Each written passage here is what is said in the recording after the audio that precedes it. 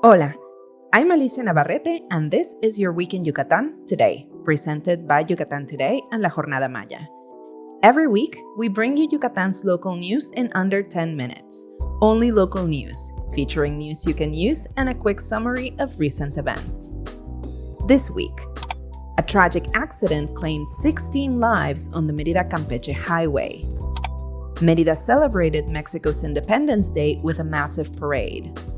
The iconic Parque de las Américas is celebrating its 80th anniversary.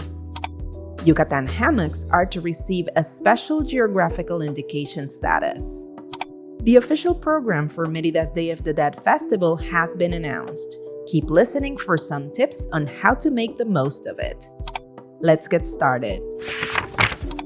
A horrific traffic accident this past Saturday on the Mérida-Campeche highway resulted in the deaths of 16 people. The multi-vehicle crash, which occurred on the stretch between Chochola and Copoma, involved a passenger van, a private car, and a semi-truck.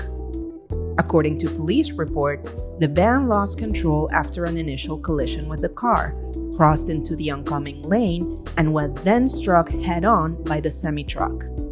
Authorities have confirmed the fatalities and are working to provide support to the victims' families. Mérida put on an astounding display of patriotism this week. Over 4,900 participants marched in the annual Civic Military Parade on Tuesday, celebrating the 215th anniversary of Mexico's independence. A total of 62 different contingents, including students, military, and various police forces, showed off their discipline and love for this beautiful country. Thousands of people lined the streets for the 90-minute event, which featured everything from marching bands and fire trucks to police canine units. And as is tradition, the bands celebrated the end of the official march by treating the public to popular songs in the Plaza Grande. One of Mérida's most beloved parks is celebrating a major milestone. The iconic Parque de las Américas turned 80 years old this week after being inaugurated on September 16, 1945. The anniversary celebration has included the unveiling of a commemorative plaque and a photo exhibit, which you can still check out. If you're listening today, Friday, you're in luck. You might still make it to the final event, the Fiesta de las Américas.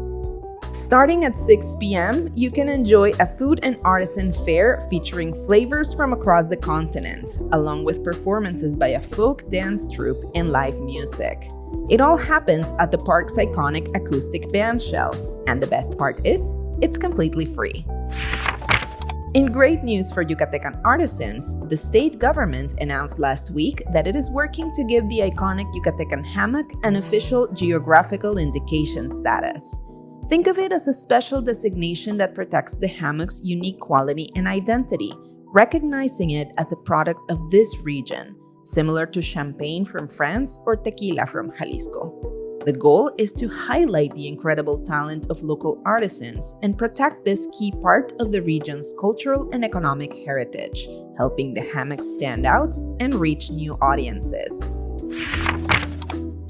Are you ready for Mérida's most important cultural event? On Wednesday, the city announced the official program for this year's Festival de las Ánimas, or Festival of the Souls.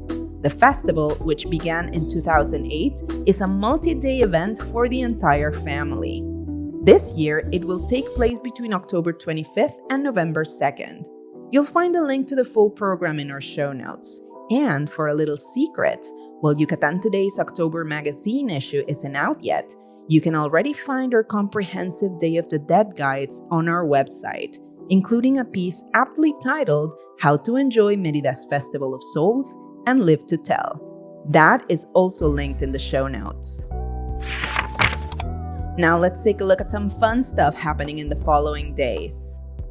A new exhibition, Slavery and the Cultural Legacy of Africa in the Caribbean, is now on display at the Biblioteca Yucatanense. This free and powerful exhibit runs through September 29th, and it explores the history of slavery and the lasting cultural impact of the African diaspora on the region. The Biblioteca Yucatanense, or Yucatanian Library, is located on Calle 60 between 65 and 67. Calling all history buffs, the Yucatán State Congress is offering an exhibit honoring a man who helped change the course of Maya history. The exhibit pays tribute to Yuri Knossorov, a Russian scholar who successfully deciphered the Maya writing system, giving a voice back to the Maya people after centuries of silence. You can visit the exhibit at the Fidelia Sanchez de Mendiburu Library, located within the Congress building, until September 26th, Monday to Friday from 9 a.m. to 3 p.m. Mérida's popular restaurant week is back. From September 29th to October 5th, many restaurants across the city and state will be offering special tasting menus. You can find them at set prices of $199, $299, and $499 pesos. You'll want to check the official website for a list of participating restaurants and plan ahead, because many of these places are guaranteed to be very crowded. Find direct links to more details on these events in this episode's description, and check out yucatantoday.com for more activities happening in our state. Every Friday, La Jornada Maya publishes a feature on one of the many native species that share the Yucatán Peninsula with us. This week, we're talking about a real show-off in the bird world, the royal flycatcher. Found in the tropical forests of the Americas, this small bird is famously shy, but when it's feeling nervous or trying to attract a mate, it unfurls a spectacular fan-like crest of feathers. Male flycatchers sport a brilliant orange crest with blue tips, while females have a yellow one. Because they're so elusive, getting a glimpse of their full plume is a rare treat for birdwatchers in places like the Yucatán Peninsula. The royal flycatcher may be small, but it plays a big role in its ecosystem, acting as a natural pest controller by feasting on insects. Though it's not considered endangered, it is vulnerable to deforestation and habitat loss. If you're ever in the humid forests of Yucatán, keep an eye out for this bird and its famous secret crown. Read more about the royal flycatcher by visiting lajornadamaya.mx. You'll find a link in this episode's description. That's your week in Yucatán today. We welcome your feedback, questions, and ideas. Get in touch with us at editor@yucatantoday.com. Your Week in Yucatán Today is jointly produced by Yucatán Today and La Jornada Maya. Make sure to subscribe, review, and recommend our podcast so we can continue to bring you a summary of Yucatán's local news in English. Yucatán Today is a Yucatán traveler's companion. Find our travel, culture, and food content at yucatantoday.com.